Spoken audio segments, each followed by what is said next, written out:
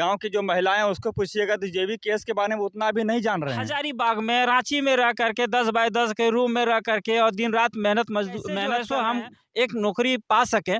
और जब आता है यहाँ एग्जाम का टाइम, तो उससे पहले ही पेपर को बेच दिया जाता है। ये 5 साल में, विगत 5 साल में देख चुके हैं कि वो हमारे दुख सुख में कितना खड़ी रही है, हमारा जो समस्या है इस पर कितना मुखर रही है। जब हमारा अमीर राज्य है और यहाँ सारी संपत्तियां रहते हुए भी हम लोग पलायन क्यों करना पड़ रहा है, इसका माने जो विकास कैसे हो, झारखंड के मजदूरों को रोजगार कैसे मिले, इस पर आज तक कोई भी नेता चर्चा नहीं की है। इसीलिए आप सोच समझ करके वोट करें, जो आपका हक अधिकार का बात करे, जो आपके भविष्य में आपके बाल बच्चों को रोजी रोजगार के दिलाने का बात करें, आप उनको समर्थन दीजिए। आप उनको, कृषि बहुल क्षेत्र है तो कृषि में कैसे बेहतरी हो और जो कृषि उपज है उसका कैसे सही से निष्पादन हो, उसको सही से उसका मार्केटिंग कैसे हो, इस पर हम लोगों को मिल करके मैंने एक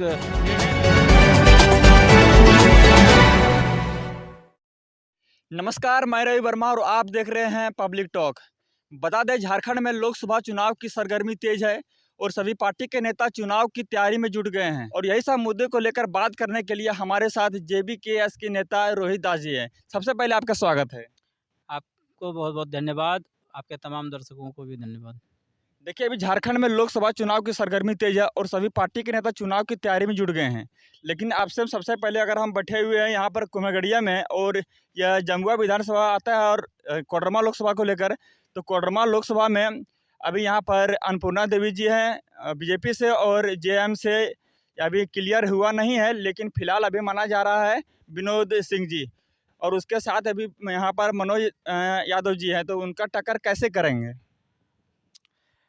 देखिए, यहाँ अभी जो लड़ाई है, अभी के युवा सब जाग चुके हैं। जो विगत 23 वर्षों में जो युवा वर्ग देख रहे हैं यहाँ के, कि कैसे यहाँ के युवाओं के साथ, युवाओं के भविष्य के साथ खेला जा रहा है।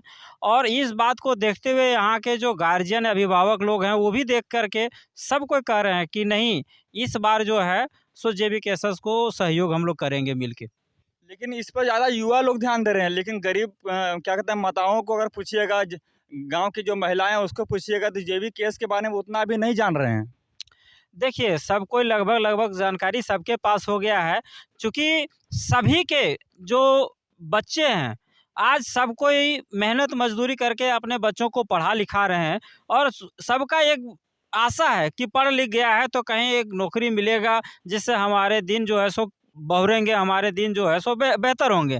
लेकिन जब पढ़ने लिखने के बाद भी, बाल बच्चा को पढ़ाने लिखाने के बाद भी कोई जगह नहीं मिल पा रहा है, नौकरी चाकरी में जगह नहीं मिल पा रहा है, तो सभी जो गार्जियन हैं, अभिभावक हैं, वो भी जो है सो अब जान गए हैं कि नहीं, हम लोगों के साथ गड़बड़ हो रहा है। और ये जो है सो जो यूपीए और एनडीए है, ये लोग दोनों जन पारी पारी से हमारे साथ, हमारे बच्चों के साथ गलत कर रहे हैं। इसीलिए इस बार सब कोई चाह रहे हैं कि नहीं, इन दोनों को साइड करके जेबीकेएस को ही लागें। अच्छा, जैसा कि अभी आप पढ़ाई को लेकर मुद्दा उठाएं, तो अभी लगातार देख रहे हैं झारखंड हो या फिर दूसरे राज्य में ये पेपर लीक का मामला सामने आ रहा है, इसको लेकर क्या कहिएगा? ये बहुत ही दुर्भाग्य है, बहुत ही दुर्भाग्य है सभी के लिए, खास करके उन अभिभावकों के लिए जो बहुत ही कष्ट में रह करके और मेहनत मजदूरी करके अपने बाल बच्चों को पढ़ा रहे हैं। और जो हमारे छोटे भाई हैं, हमारे बहनें हैं, वो जो हजारीबाग में, रांची में रह करके 10 बाय 10 के रूम में रह करके और दिन रात मेहनत कर रहे हैं कि कैसे जो है सो हम एक नौकरी पा सकें। और जब आता है यहाँ एग्ज़ाम का टाइम, तो उससे पहले ही पेपर को बेच दिया जाता है। और पेपर बेच दिया जाता है तो उनके सपनों के साथ खिलवाड़ किया जा रहा है। ये बहुत ही दुर्भाग्य है यहाँ के युवाओं के लिए। तो इसको कैसे सही किया जाएगा? जो इस तरह लगातार जो इस तरह होता है, इसको किस तरह से सही किया जाएगा और कौन करेंगे? उसके लिए सही नेतृत्वकर्ता को चुनना होगा, आपका सही नेता को चुनना होगा, जो इन सभी कामों पर, जो ये सब जो गड़बड़ियाँ हो रही है, उस पर लगाम लगा सके। इस तरह देखिए, अभी जैसा कि आपको मालूम होगा कि पिछले बार भी सांसद बीजेपी से रहे थे और अभी भी दोबारा उनको यहाँ से टिकट मिला है। लेकिन वर्तमान में जब भी उनको टिकट मिलता है उसके बाद कहीं भी फील्ड में नज़र नहीं आते हैं, उसको लेकर क्या कहिएगा?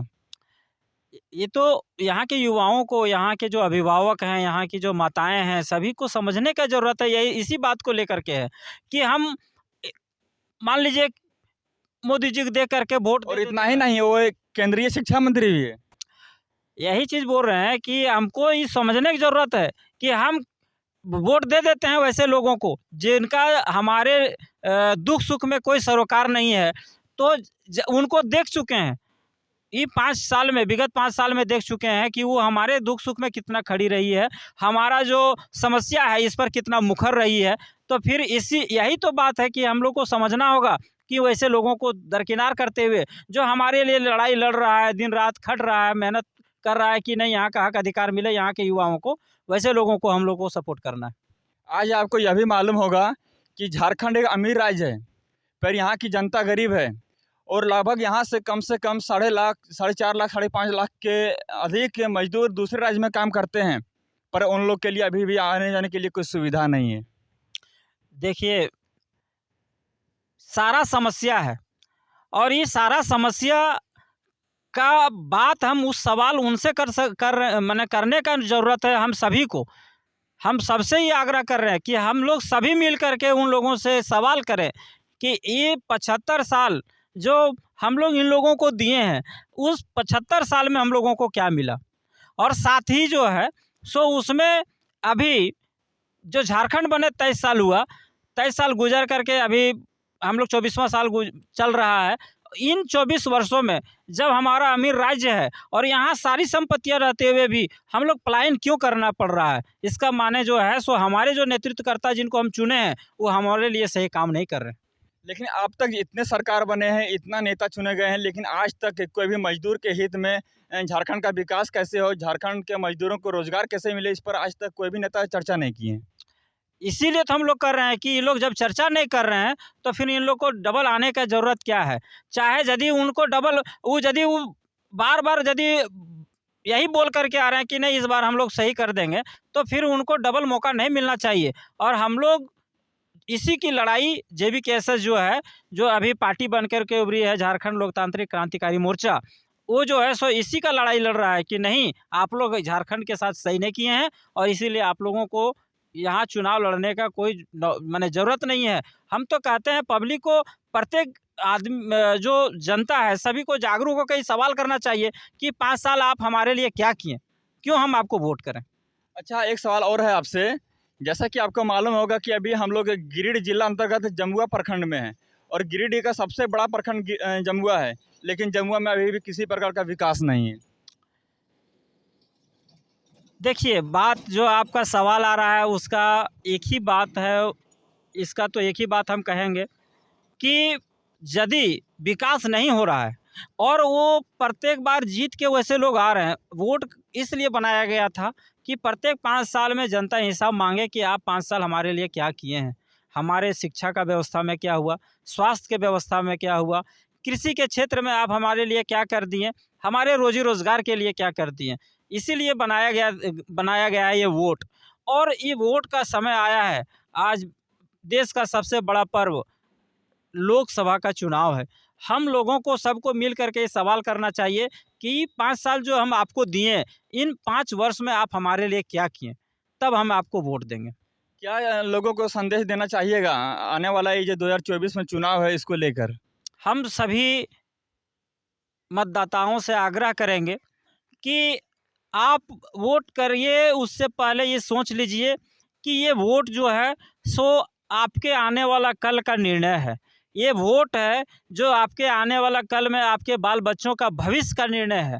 इसीलिए आप सोच समझ करके वोट करें, जो आपका हक अधिकार का बात करे, जो आपके भविष्य में आपके बाल बच्चों को रोजी रोजगार के दिलाने का बात करे, आप उनको समर्थन दीजिए, आप उनको वोट करिए। लेकिन आपको यह मालूम होगा कि मतलब ऐसा क्या करने से झारखंड के लोगों को रोजगार झारखंड में मिल सके? इसके लिए माइक्रो प्लानिंग करना होगा। इसके लिए जो छोटे-छोटे जो उद्योग, कुटीर उद्योग हो सकते हैं, उस सब का स्थापना यहाँ पर करना होगा। कृषि एक कृषि बाहुल क्षेत्र है, तो कृषि में कैसे बेहतरी हो और जो कृषि उपज है उसका कैसे सही से निष्पादन हो, उसको सही से उसका मार्केटिंग कैसे हो, इस पर हम लोगों को मिल करके माने एक निर्णय लेना पड़ेगा, बैठ करके उस पर विचार करना पड़ेगा, तब जा करके इसका सुधार हो पाएगा। जैसा कि अभी आपको यह भी मालूम होगा कि यहाँ पर गांडे में उपचुनाव होने वाली है, तो यहाँ पर अभी जेबीकेएस का तैयारी किस तरह से चल रहा है? लगे हुए हैं वहाँ पर सभी जो हमारे लीडर हैं, साथी हैं, वो जम करके ज़मीनी स्तर पर काम कर रहे हैं और इसका रिजल्ट जो है सो आपको चुनाव के बाद दिखेगा। जैसा कि आपको यह भी मालूम होगा कि वहाँ पर जेएमएम से वहाँ पर कल्पना सोरेन चुनाव लड़ सकती है और इधर से भी जिस तरह अनुमान लगाया जा रहा है कि प्रणव वर्मा जी हैं, उनको वहाँ पर टिकट मिल सकता है। तो यहाँ पर जेबीकेएस से तो कुछ तो अनुमान होगा कि यहाँ पर कौन चेहरे हैं, किन्हें मिलने की संभावना है? नहीं, अभी क्लियर नहीं हुआ है और केंद्रीय नेतृत्व तय करेगा। चलिए बहुत-बहुत धन्यवाद।